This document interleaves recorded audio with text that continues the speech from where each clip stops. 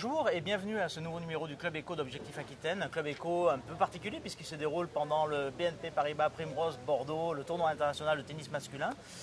Aujourd'hui, je reçois Bernard Dupuy. Bernard Dupuy, bonjour. Bonjour. Alors Bernard Dupuy, il est un petit peu chez lui parce que vous êtes président de la Villa Primrose et donc forcément un petit peu le patron aussi de ce tournoi. Oui, on est heureux d'accueillir l'Objectif Aquitaine dans ces lieux magnifiques, effectivement, et sous le soleil. Exactement, ouais. Le soleil est au rendez-vous et c'est très bon pour l'affluence, c'est très bon aussi pour les tennismen. Alors, une petite photographie de ce qu'est la Villa Primrose aujourd'hui. Écoutez, nous sommes déjà centenaires, nous atteindrons nos 120 ans dans 2 ans, c'est gentil, je vous remercie, on me l'a déjà dit. En 2017, le club aura 120 ans, il a aujourd'hui plus de 2200 adhérents qui pratiquent d'abord le tennis, mais aussi le hockey sur gazon, et puis qui profitent aussi de la vie du club. Il y a une vie sociale ici assez importante, plus de 400 personnes nous rejoignent pour encadrer leurs enfants, venir profiter des installations, venir profiter du parc, et ce qui provoque une animation permanente tout au long de l'année. Alors dites-moi, le tournoi, c'est le gros morceau de l'année.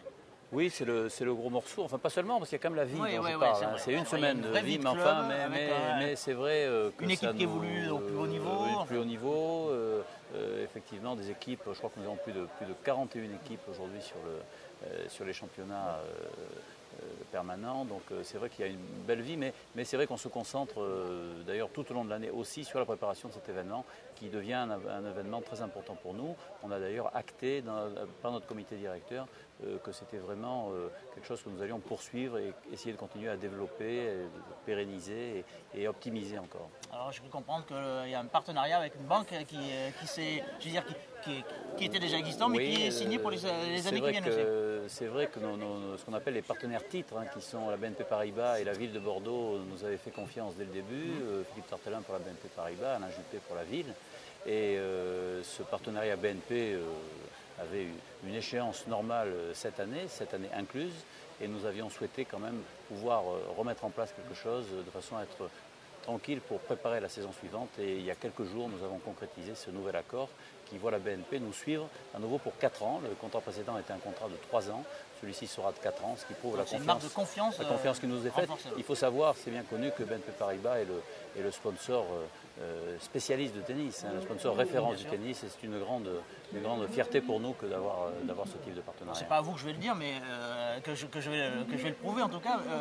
C'est difficile d'organiser un tournoi comme celui-là. C'est un tournoi richement doté. C'est des budgets d'organisation qui sont importants. Alors il y a 2 difficultés principales. La difficulté financière, à la différence de ce qui peut se passer dans certaines autres organisations de tournois, c'est notre association sportive, la Villa Primrose, qui organise et qui donc porte financièrement ce tournoi. C'est un budget d'environ 600 000 €. Nous l'avons positionné à un niveau assez élevé pour la catégorie dans laquelle nous évoluons, les circuits Challenger, les tournois Challenger. Et il faut évidemment réunir cette somme. C'est ce que nous avons fait depuis 7 ans, sans miracle, sans résultat bénéficiaire, sans non plus déficit significatif. Mais c'est le premier challenge. Et le second, c'est l'organisation, parce que c'est un engagement extrêmement important.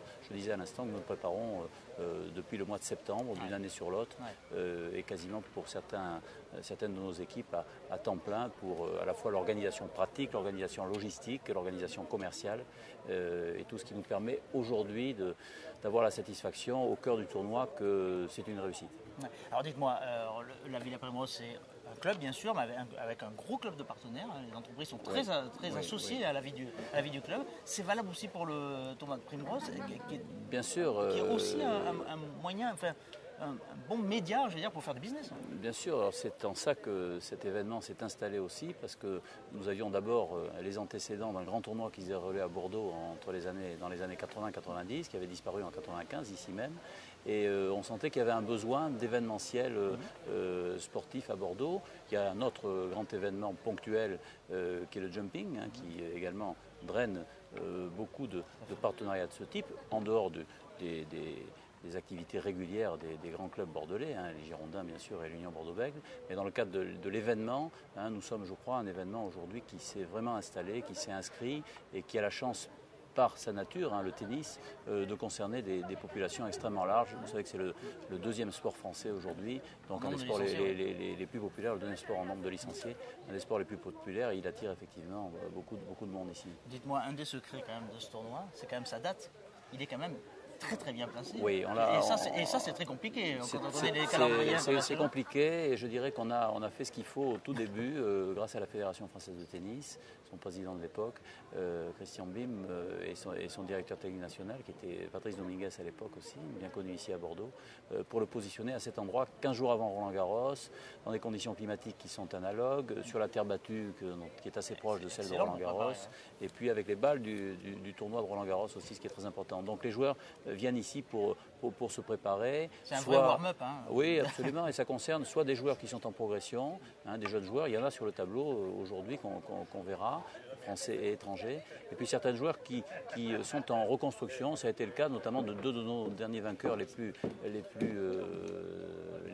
fameux, qui sont Richard Gasquet et Gaël Monfils, qui a remporté ce tournoi l'an dernier en pleine période de reconstruction sportive.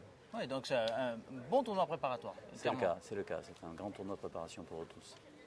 En termes de business, alors il y a ce qui se passe autour du terrain, puis il y a aussi ce qui se passe sur un village comme celui-là. Vous êtes satisfait du nombre d'entreprises qui participent, qui font vivre ce village? Oui, on est très satisfait. Alors je dirais qu'il y a en plus cette année une opération nouvelle, mais bon, il y a, je dirais, les opérations traditionnelles qu'il y a dans ce type de tournoi, qui sont toutes des opérations à la fois de communication et de relations publiques. Notre tournoi a beaucoup de succès parce que effectivement nous sommes dans une période où on recommence à parler de tennis. Roland-Garros nous aspire. Il a beaucoup de succès parce que je crois que le club a une image favorable et que les gens aiment beaucoup venir à la Villa Primrose. Mais au-delà de ces opérations plus traditionnelles, on a créé des événements, je dirais, satellites, secondaires, qui nous permettent de drainer et de capter des entreprises de façon un peu plus large que la simple communication, les simples relations publiques. On a créé l'an dernier et répliqué cette année, il a eu un bon succès, un forum sur des sujets sociétaux. Cette année, c'était le sport et la réussite professionnelle. Ça avait lieu mardi après-midi. Il y avait un plateau assez conséquent et certaines entreprises s'associent spécifiquement à cette opération. Et aujourd'hui, première initiative, mais qui a eu déjà beaucoup de succès, qui est organisée avec le concours de nos amis de Team Reza, qui nous permet de mettre en contact des entreprises. Donc, cette opération est bâtie autour des clubs d'entreprises avec un système de speed dating qui fonctionne depuis ce matin. Il y avait 150 entreprises inscrites et plus de 800 rendez-vous qui sont déroulés ici même, derrière nous. On a appelé ça Business 7 et Match. Ça fait un petit clin d'œil effectivement au score annoncé sur les terrains. Bon, Bernard Dupuy, avant de vous rendre à votre tournoi, un favori? Écoutez, un favori, oui, bien sûr, parce que le favori pour nous reste toujours d'abord un joueur français. On est toujours satisfait sur un tournoi français qu'un joueur français le gagne. On avait un favori de cœur qui était Michael Laudra, parce que Mika a été, outre le fait qu'il soit l'ambassadeur du club, le joueur vedette du club, déjà 2 fois en finale. C'est a priori sa dernière saison sportive. On avait envie aussi qu'il gagne autant que lui ce tournoi. Malheureusement, ça a été difficile. Il a perdu au premier tour, à la surprise un peu générale. Mais il y a une tête de série numéro 1, qui est un membre de l'équipe de France de Coupe Davis, qui s'appelle Julien Beneteau, qui est au-delà de ça un garçon charmant. Et c'est vrai qu'on compte sur lui et c'est mon favori, je ne peux pas dire le contraire. Bien, on enregistre, on vous ressortira la bande quand il faudra. Okay. Alors du coup, merci beaucoup. À vous, merci. Bon tournoi. Merci. À bientôt. Merci. Quant à moi, je vous donne rendez-vous au prochain Club Éco d'Objectif Aquitaine. Au revoir.